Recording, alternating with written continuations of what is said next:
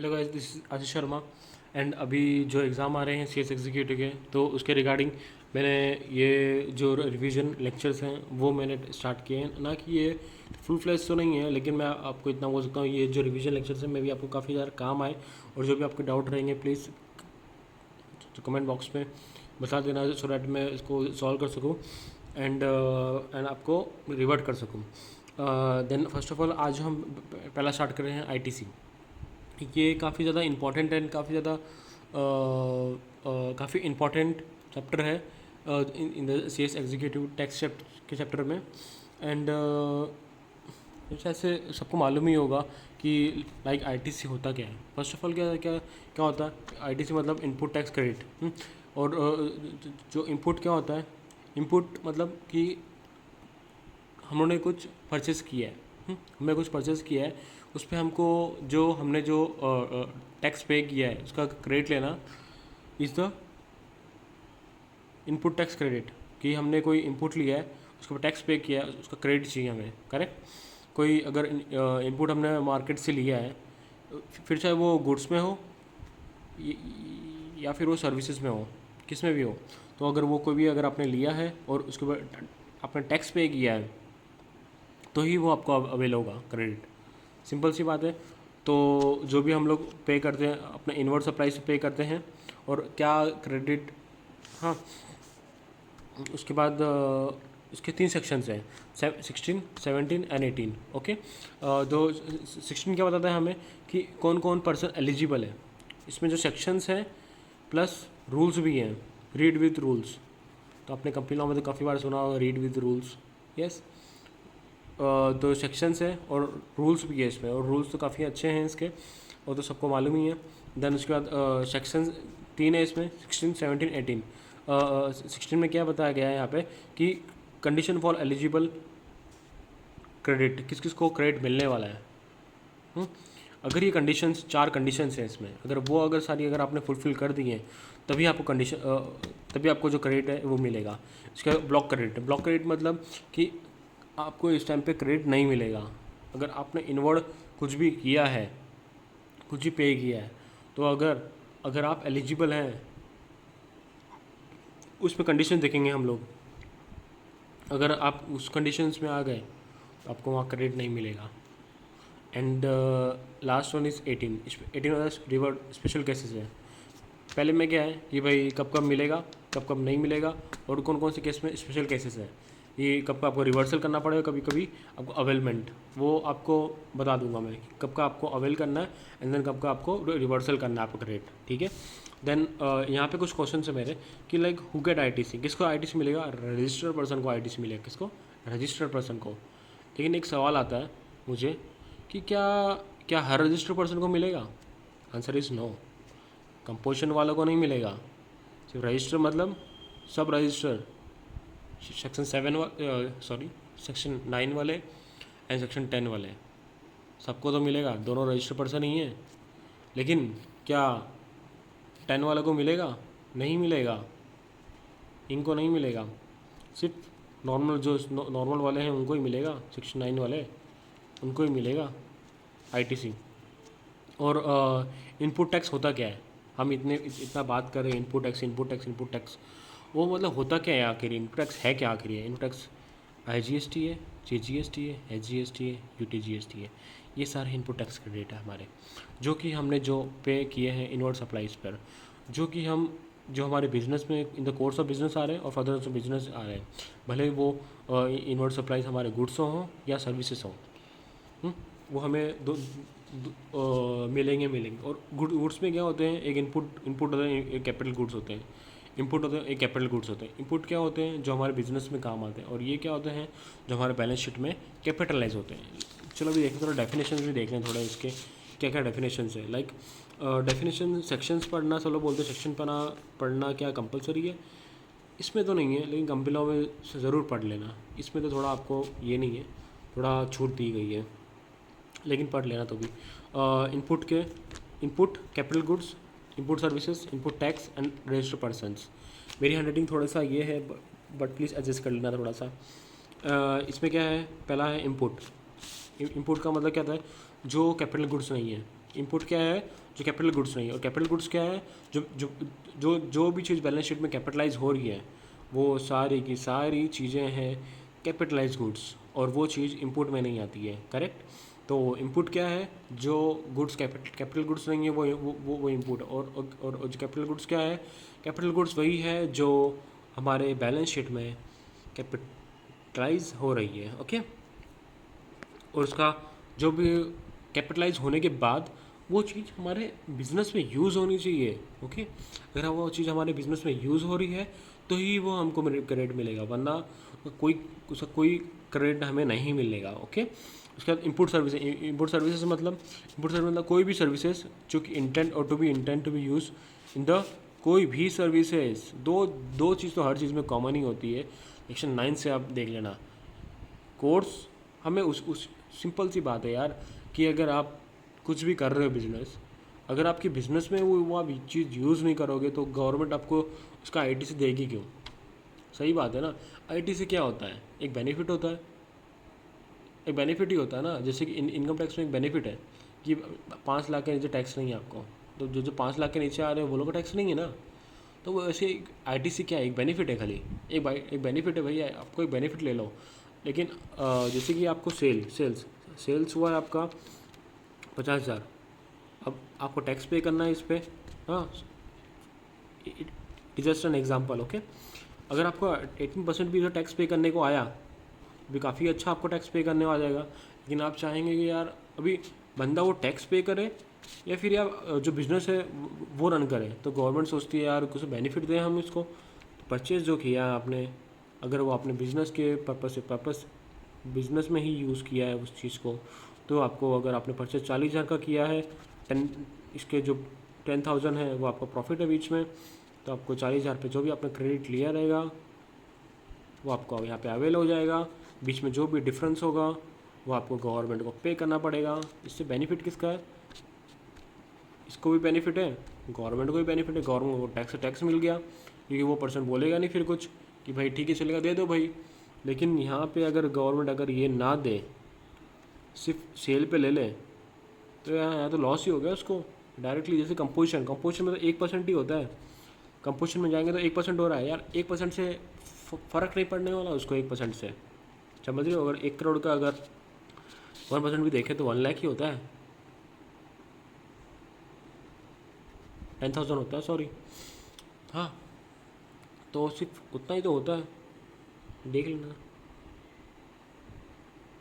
नहीं बराबर था मैं, 1 लाख होता है, 1 लाख बराबर था मैं। तो समझा? तो इससे उसको फ़र्क नहीं पड़ेगा यार। एक बंदा 1 करोड़ कमा रहा है, 1 लाख तो पे कर ही देगा। लेकिन यार यहाँ पे प्रॉब्लम आ जाएगी, समझ रहे हो? नॉर्मल वाला को 18% कौन पे करेगा भाई? 18% कौन पे करेगा? नॉर्मल बिजनेस देखेंगे ना आप, नॉर्मल बिजनेस में बता रहा आपको रियलिटी। नॉर्मल बिजनेस आपने किसने अगर ITR 4 फाइल किया रहेगा, ITR 4, जिसको भी अगर नॉलेज होगा ITR 4 का, तो उसमें जो बिजनेस में जाते हैं वो 8% से प्रॉफिट दिखाते हैं, 8% से। समझ रहे हो? 8% क्या होता है? मैन्युफैक्चरिंग मतलब जो रिटेल, मतलब जो आप जो किराने वाले तो बहुत कमा लेते हैं, लेकिन वो लोग के ऊपर वाले हैं ना, वो लोग कमा नहीं पाते इतना। वो लोग 8%, वो लोग का मार्जिन इतना ही होता है, 8 से 9%। यार 18% कहाँ से बंदा पे करेगा भाई? आपका इतना तो प्रॉफिट ही नहीं है। 8% पे आप खुद बिजनेस चला रहे हो, 18% कौन पे करेगा? तो इसलिए गवर्नमेंट दे रही है क्रेडिट की वजह से आप डिफरेंस आ गया तो वो पे कर सकता है बंदा भाई। उसको बेनिफिट है, गवर्नमेंट को भी बेनिफिट है, गवर्नमेंट टैक्स मिल रहा है, और यहाँ का ये हो रहा है। आई होप आपको समझ में आया रहेगा कि क्या लॉजिक है इसके पीछे। तो सो डैट आप देखो, लॉजिक क्लियर होना बहुत ज़रूरी है, वरना एग्जाम में आप ऐसे ही बैठे रहोगे यार कि भाई काफ़ी लोग ने पढ़ाया था इनपुट टैक्स क्रेडिट इसमें मिलना चाहिए, इसमें। ऐसा नहीं देखना हमें देखना है कि वो जो भी चीज़ है हमें बिज़नेस में यूज़ हो रहा है क्या? हाँ भाई, बिज़नेस में यूज़ हो रहा है तो ले लो यार क्रेडिट। लेकिन बिज़नेस में फिर बिज़नेस में यूज़ हो रहा है वो 16 में आ जाएगा। क्या क्या चीज़ बिज़नेस में यूज़ हो रहा है 16 में आ जाएगा, लेकिन ब्लॉक क्रेडिट देखना है हमें। जैसे कि कार, आपने डायरेक्टर को कार दे के रखी है, बिजनेस में यूज़ आ रही है, लेकिन ब्लॉक क्रेडिट में आया था ना वो, ब्लॉक क्रेडिट में आया था ना भाई, पर्सनल यूज़ के लिए दे के रखी है, बिजनेस के लिए तो यूज़ ही नहीं कर रहा हो कार। कुछ हो रहा है ना, कार नहीं हो रहा है, तो वो चीज़ यहाँ पे आ जाएगी। तो ऐसा आपको हर एक चीज़ देखना है। मतलब एग्ज़ाम में बस ये सोच के मत बैठ जाना कि यार हमने बस 4 कंडीशन पढ़ लिए तो हमें आप लोग रट्टा मार के चले गए, ऐसा नहीं होता है। नॉर्मल सेंस से देखो, नॉर्मल सेंस से देखो, काफ़ी अच्छा स्कोप है जीएसटी का, उससे ज़्यादा क्या और बाकी रिवीजन क्लासेस है तो फिर इतना मैं बोल नहीं सकता उसमें, तो वही बात है।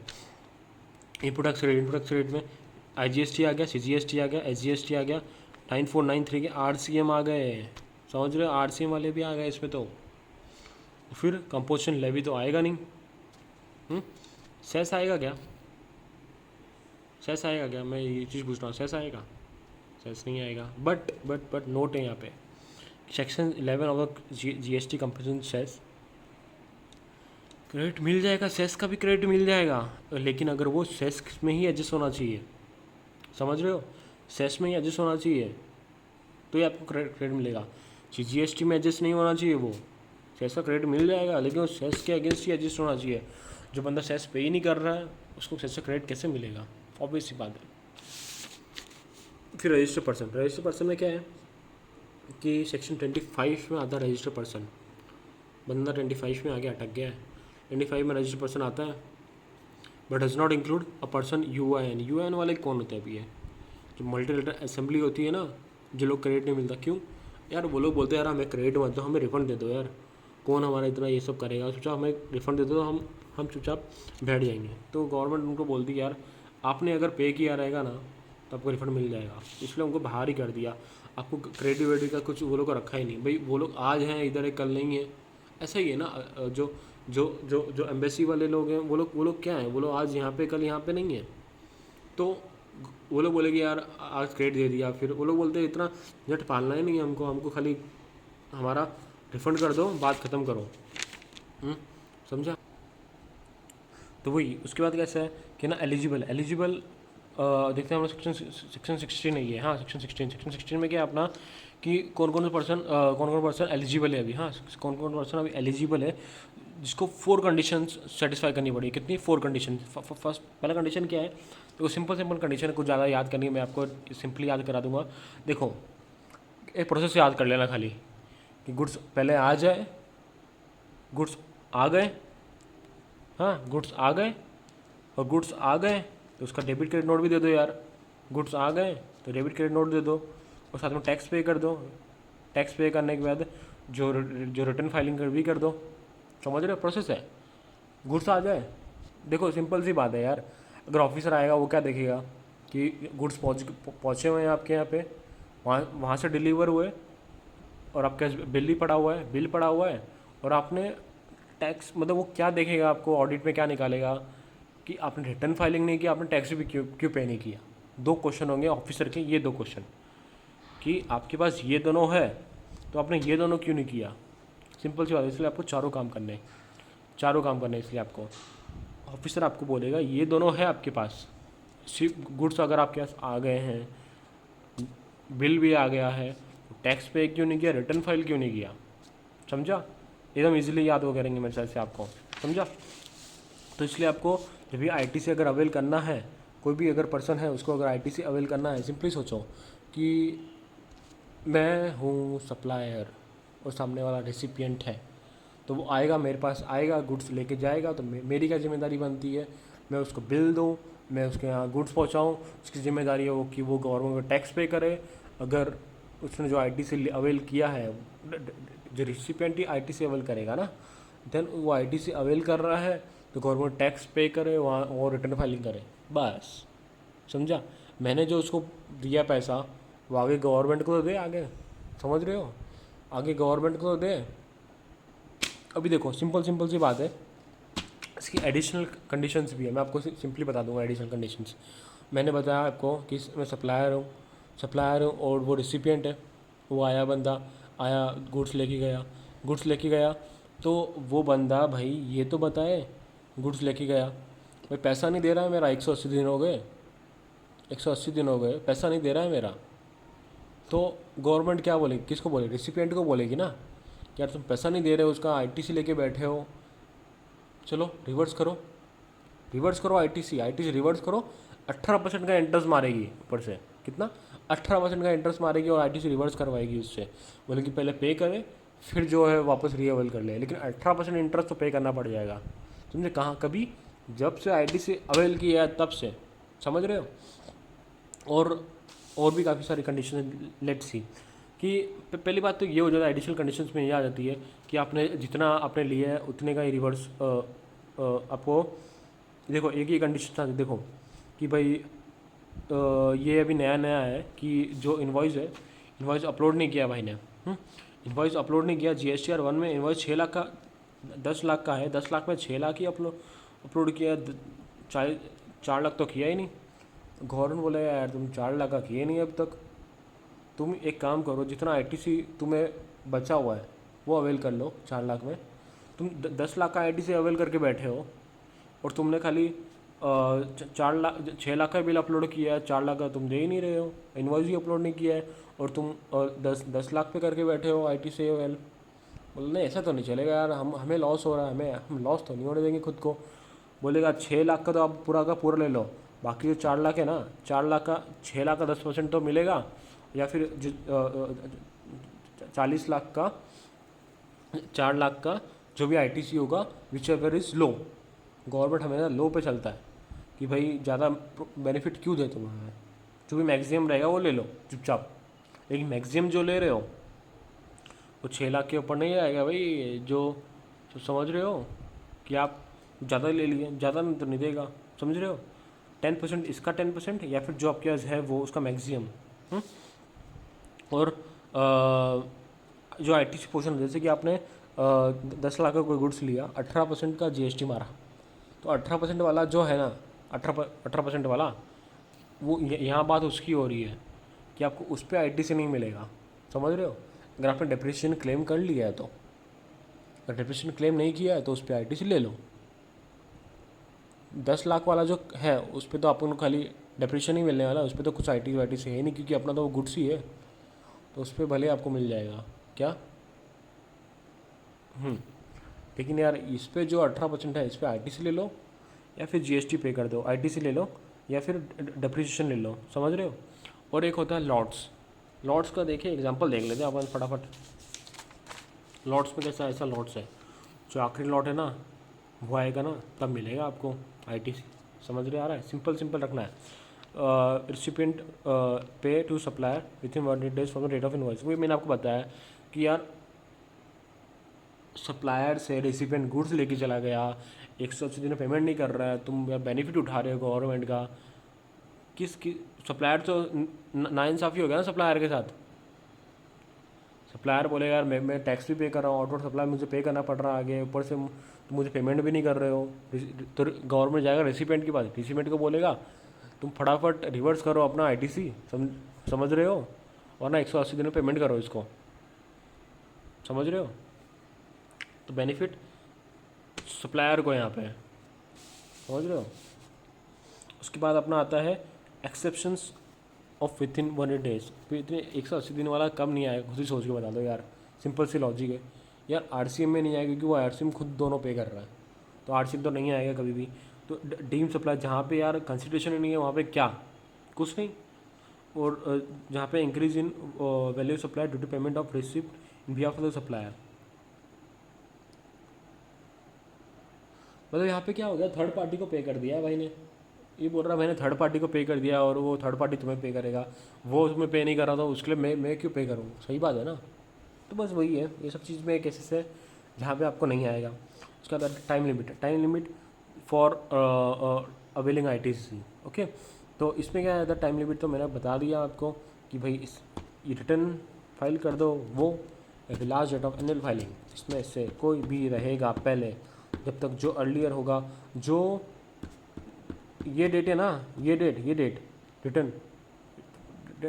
रिटर्न फाइल करने की, जो सितंबर का रिटर्न फाइलिंग का डेट अक्टूबर में आएगा वो तो फिक्स ही है, वो तो कहीं नहीं आएगा, वो तो कभी चेंज होगा ही नहीं, फिक्स ही है वो तो कुछ। लेकिन जो ये डेट है ना, ये गवर्नमेंट फ्लेक्सिबल करती रहती है, क्योंकि अभी बीच में गवर्नमेंट काफ़ी आगे लेकर, क्योंकि लोगों को काफ़ी सारी प्रॉब्लम हो रही है सिस्टम्स में, और लाइक आईटीसी लाइक जो फॉर्म्स जो हैं जीएसटी वेबसाइट पे काफ़ी सारे फॉर्म्स हैं, लोगों को काफ़ी सारे कन्फ्यूजन हो रहे हैं आईटी से रिलेटेड, तो इसलिए गवर्नमेंट इसको बढ़ा रही है। लेकिन और अभी तो काफ़ी अच्छा कर दिया है गवर्नमेंट ने सिस्टम्स, और जीएसटी साइट वेबसाइट सब कुछ काफ़ी अच्छा कर दिया जिसकी वजह से काफ़ी सारे रिटर्न जा रहे हैं। लेकिन पहले काफ़ी सारे इश्यूज़ आ रहे थे, जिसके लिए गवर्नमेंट ने काफ़ी सारे जो रिटर्न है वो डिले कर दिए थे। यहाँ पे एग्जांपल देखें, जैसे एलियन रिटर्न अपना ये है, और मैंने आपको बताया टाइम लिमिट क्या होगा फिर, क्योंकि वो जो रिटर्न फाइलिंग का डेट है ना सितंबर वाला, वो तो फिक्स ही है, वो तो 20 अक्टूबर रहेगा हमेशा, समझ रहे हो। लेकिन ये रिटर्न ये अपन को चाहिए, ये गवर्नमेंट बता दिया, ये तो कौन सा डेट आएगा, ये बराबर ये डेट आएगा, और क्या आएगा, विषय बेरोजगार लिया ये डेट है, बराबर है, समझ रहे हो ऐसा। और एग्जाम सप्लाई में क्या है, एग्जाम सप्लाई क्या होता है, खुद ही सोच लिया एग्जाम सप्लाई क्या होता है। सप्लाई वो होता है जो कि गवर्नमेंट एग्जम्प्ट कर रही है, तो एग्जाम सप्लाई पे क्यों आपको टैक्स आईटी से मिलेगा, समझ रहे हो, आईटी से नहीं मिलेगा ना तभी। तो ये चीज़ है, अगर नील रेट आपका आ गया, अगर जो ले रहे हो वो पूरा खुद ही एग्जम्प्ट है, तो क्या मिलेगा आपको, not excel supply as per schedule 3, समझ रहे हो, not excel supply as per schedule 3, समझ रहे हो किसका है वो, वही जो इसमें काफ़ी सारी चीज़ें हैं उसमें, जो म्यूनसिपल कॉरपोरेशंस हैं, वो सब चीज़ें हैं ना उसमें, वो सारी चीज़ें इसमें आएगी शेड्यूल 3 में। तो गाइस, जो आज का वीडियो है मैं यहीं पे ख़त्म करता हूँ, बाकी जो सेक्शन 17 है वो मैं आपके लिए कल लेके आऊँगा, और ताकि काफ़ी ज़्यादा वीडियो नहीं बन जाए 16 पे, इसलिए thank you. And please comment me कि आपको और कोई चैप्टर पे चाहिए कि नहीं, प्लीज़, थैंक यू।